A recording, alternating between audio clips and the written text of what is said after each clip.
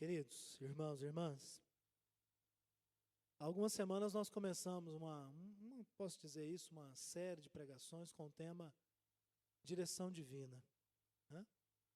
Falamos, eu vou repetir algumas coisas só para trazer à tua memória. Falamos sobre o desafio e a decisão de começar algumas coisas nas nossas vidas, lembra? O desafio de começar. De forma antagônica, no domingo seguinte eu falei sobre o desafio de aprender a parar. A gente começa algumas coisas, mas tem hora que a gente também precisa aprender que precisa parar algumas delas.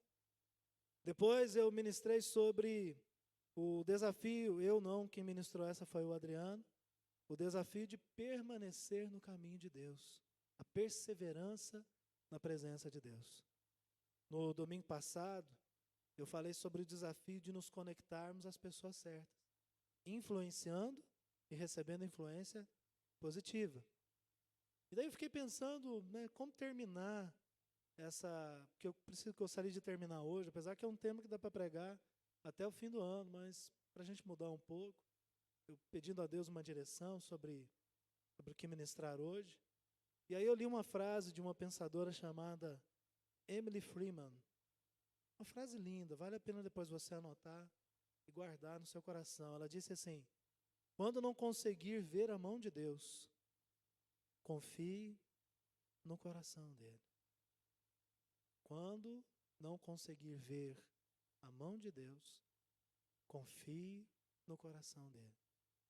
Nós cantamos um cântico agora, e o Alcir falou sobre esse texto na liturgia de domingo passado do nosso culto, em que Pedro, andando sobre as águas, ele começa a afundar, e aí o Alcir falou isso muito bem, ele disse assim: nós estamos a um braço de distância do Senhor.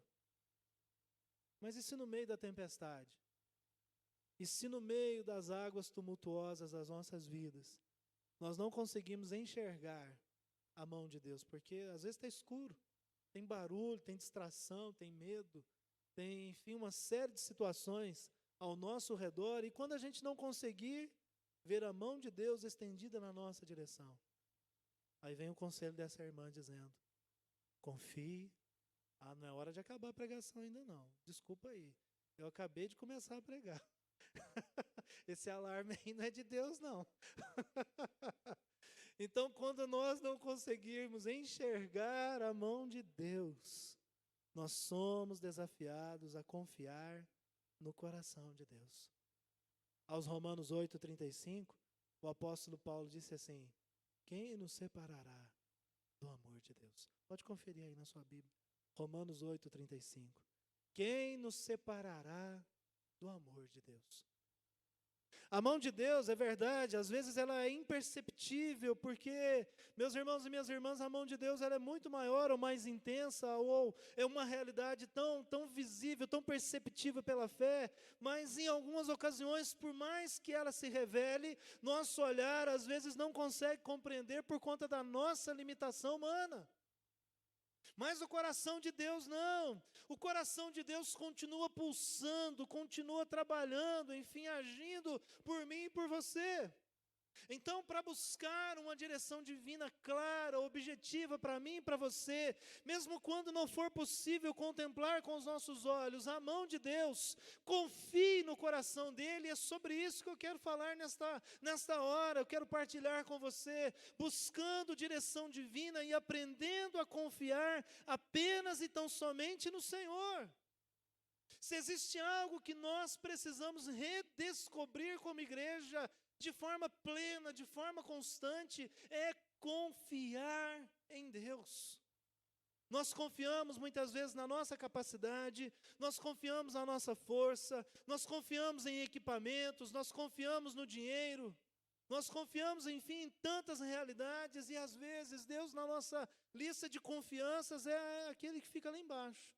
Quando todas as outras coisas falham, é aí que muitas vezes, se não for o teu caso, estou falando de forma generalizada, mas muitas vezes, em muitas ocasiões, a realidade de muitas pessoas é, depois que tudo falha, então é que se preocupa ou que se procura a presença de Deus.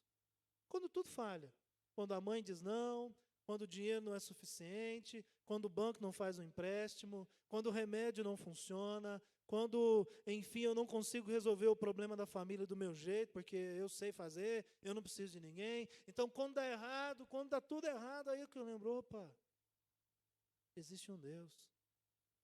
Mas não deveria ser uma ordem invertida? Deus não deveria ser o primeiro? Salmo 37, se você quiser abrir a sua Bíblia. Salmo 37, o texto é muito conhecido, versículos de 3 a 5. O texto nos diz assim: confie no Senhor e faça o bem, e você viverá seguro na terra e prosperará. Busque no Senhor a sua alegria, e Ele lhe dará os desejos do seu coração. Entregue o seu caminho ao Senhor, confie nele, e Ele o ajudará. Tempos melhores virão. Amém, igreja? Amém, queridos?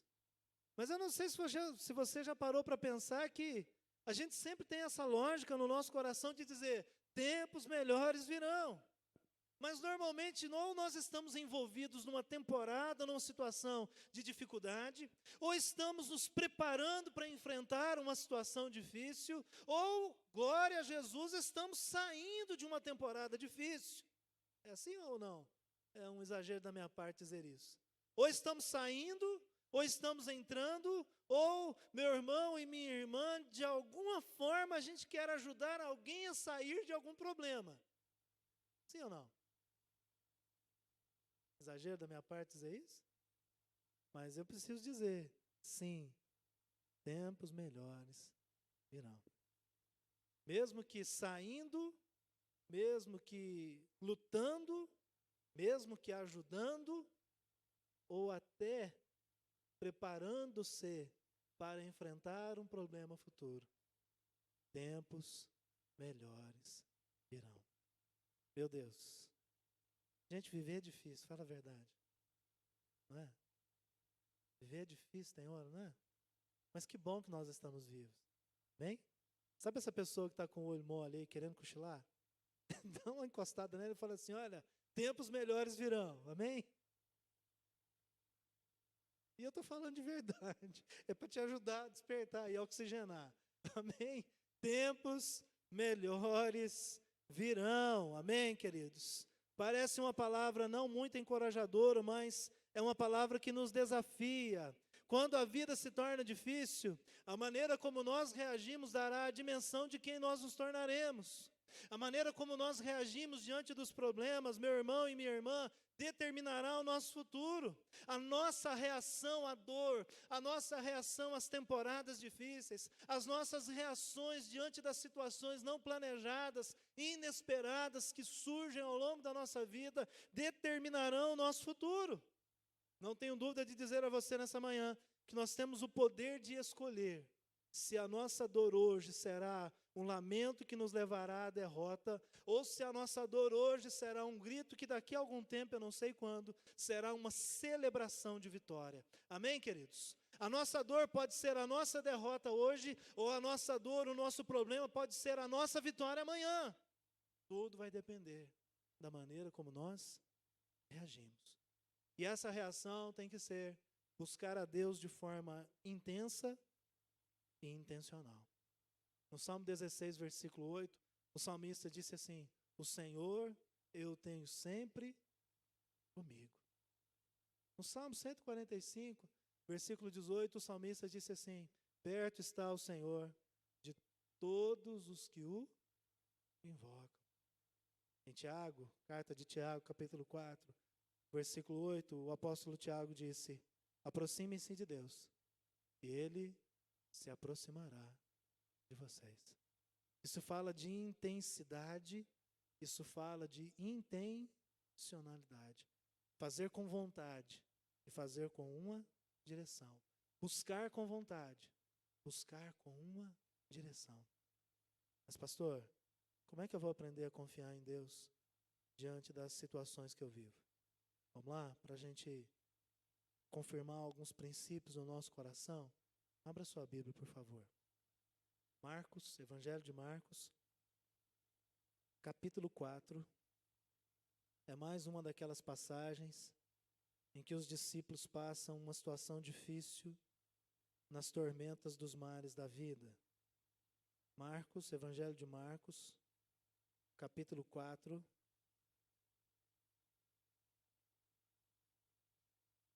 versículo 35. Marcos 4, 35 nos diz assim: naquele dia, sendo já tarde, disse-lhes Jesus: passemos para outra margem. E ele, despedindo a multidão, o levaram assim como estava no barco, e outros barcos o seguiam. Ora, levantou-se um grande temporal de vento, e as ondas arremessavam contra o barco, de modo que o mesmo já estava a encher-se de água.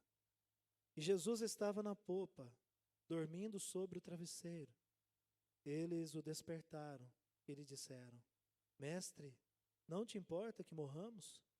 E ele, despertando, repreendeu o vento e disse ao mar: acalma-te, emudece. O vento se aquietou e se fez grande bonança. Amém, queridos? Se quisermos confiar em Deus, se quisermos buscar a direção divina através de uma confiança extrema em Deus, uma coisa que precisa ficar muito marcada no meio do seu coração é que tudo tem um propósito. Amém? Diga isso. Tudo tem um propósito. Amém? Vamos de novo? Tudo tem um propósito. Jesus disse aos seus discípulos, versículo 35, vamos para o outro lado, vamos para outra margem. E ninguém imaginava que ia acontecer toda aquela tormenta, toda aquela tempestade. Mas eles ouviram a voz de Jesus e eles obedeceram à voz de Jesus. E assim, queridos, nós podemos de uma forma muito já objetiva entender que quanto mais nós aprendemos a confiar em Deus, mais nós iremos crescer. Quanto mais confiarmos em Deus, quanto mais confiarmos na palavra de Jesus, mais nós iremos crescer.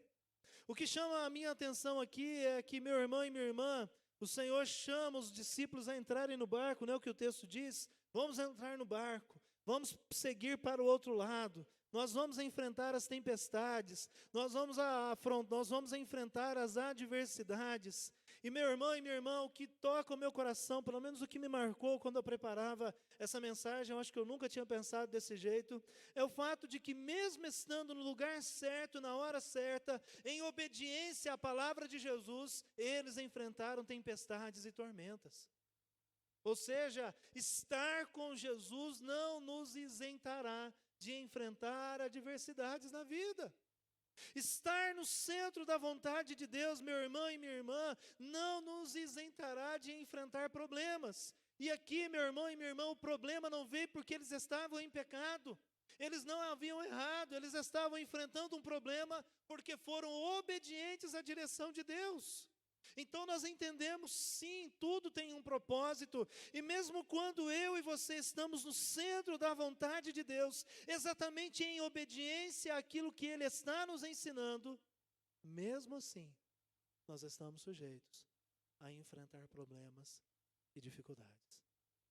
Eu já disse isso em outra pregação, em outras vezes, mas repito, nem tudo que dá certo é de Deus, nem tudo que dá errado é do diabo. Os discípulos estavam onde? Onde Jesus lhes mandou.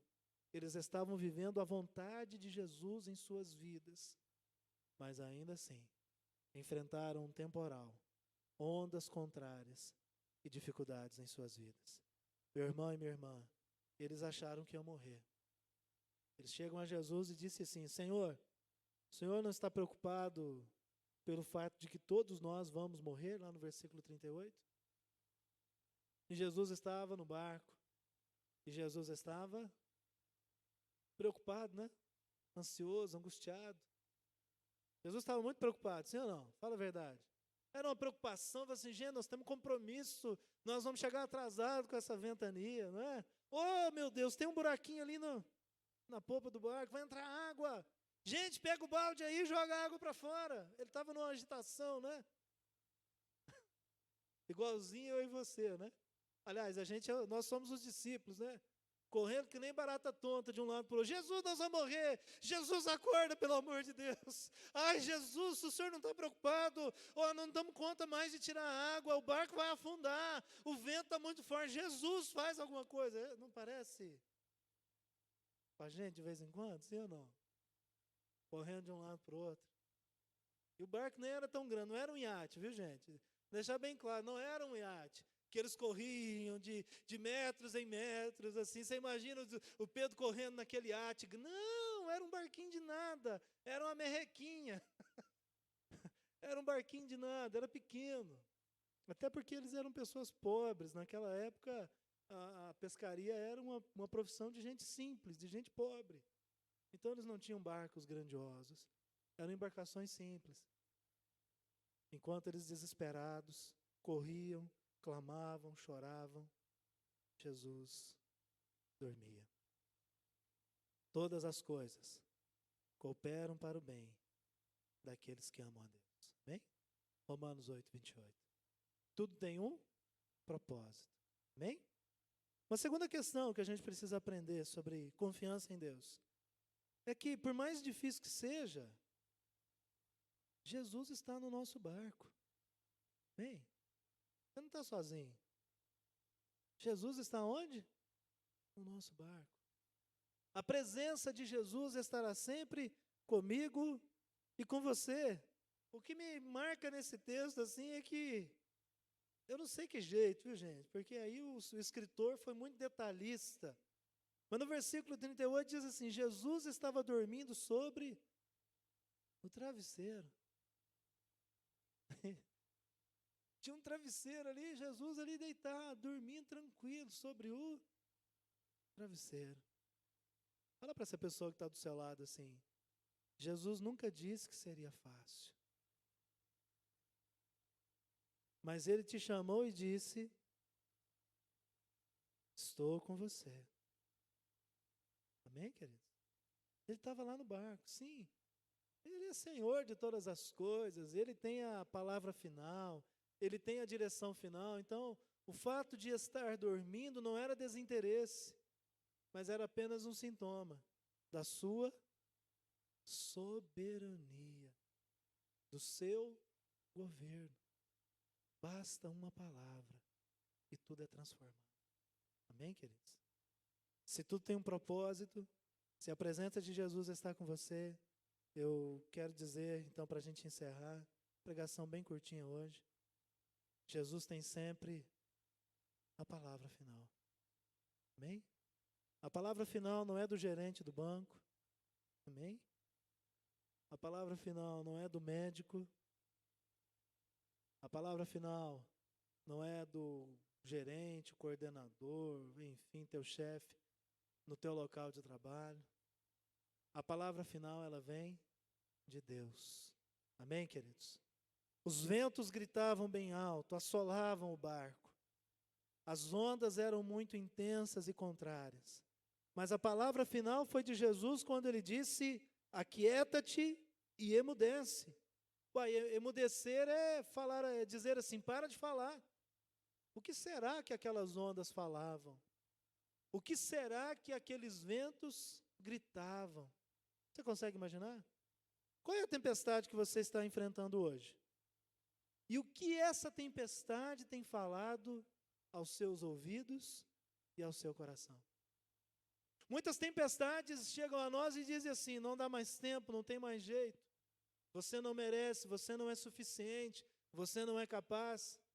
Muitas tempestades e muitos ventos gritam no nosso ouvido e ao nosso coração dizendo assim: não tem mais cura, não tem mais perdão, não há mais restauração, não há reconciliação, não, você é insuficiente, você não é capaz, você jamais fará algo diferente dos seus pais, você jamais vai crescer na empresa em que trabalha, você foi condenado ao sofrimento, você é isso aí mesmo, você não vale nada, ninguém te ama, está vendo os teus amigos? Eles te abandonam, ninguém te dá a atenção que você merece, e coisas do tipo. Poderia citar aqui mais uma dezena de exemplos daquilo que os ventos e as ondas contrárias falam ao meu e ao seu coração. Mas Jesus disse: acalma e emudece. Ele disse: para de falar a onda, para de gritar vento, emudece, emudece, aquieta-te. E ali, meu irmão e minha irmã, os discípulos alcançaram uma grande vitória. Então eu te pergunto, qual é a tempestade que você está enfrentando hoje? Qual é o motivo da dor que muitas vezes está incomodando a sua alma? O que o mundo, o que a vida, o que os problemas estão gritando nesse exato momento na sua vida? Jesus está no barco e a palavra final é dele. Quando ele disse: aquieta-te, emudece, até os discípulos sossegaram e olharam um para o outro e disseram um ao outro: quem é esse que até o vento e o mar lhe obedecem? Eles ajudaram um ao outro, uns aos outros, a entenderem a vontade e a revelação de Deus. Direção divina, para mim e para você, é confiar que Ele sempre nos levará ao lugar que eu e você, por mais difícil que esteja, precisamos estar. Direção divina é entender que Ele nunca nos levará ao lugar onde Ele não tenha chegado primeiro. Porque o primeiro a entrar no barco foi Jesus. O primeiro a se fazer presença naquele barco foi o próprio Jesus. Ele está comigo. Ele está com você. E quando nós confiamos sem reserva nesse Deus, meu irmão e minha irmã, além de nós sermos abençoados, as pessoas à nossa volta também recebem de Deus. Qual é a dor? Qual é a tempestade que está nesse momento afrontando a sua vida, a sua família? Meu irmão e minha irmã, confie sem reservas. Para começar algum hábito novo, a gente precisa abandonar o que não serve. Então nessa hora, como nós oramos lá no início do culto, eu te pedi de forma muito intencional, entrega para o Senhor a sua desconfiança, lembra? Então nessa hora, meu querido irmão, minha querida irmã, é hora de abandonar esse hábito nocivo de desconfiar de Deus. É hora em que eu e você podemos nos unir uns aos outros para avançarmos no nosso destino, servindo, nos conectando uns aos outros, nos conectando ao Senhor. Sim, é tempo de nós confiarmos sem reservas e contemplarmos o momento em que as ondas vão cessar e que o vento vai parar. Qual é a tempestade que está assolando o barco da sua vida nessa manhã? Vamos orar?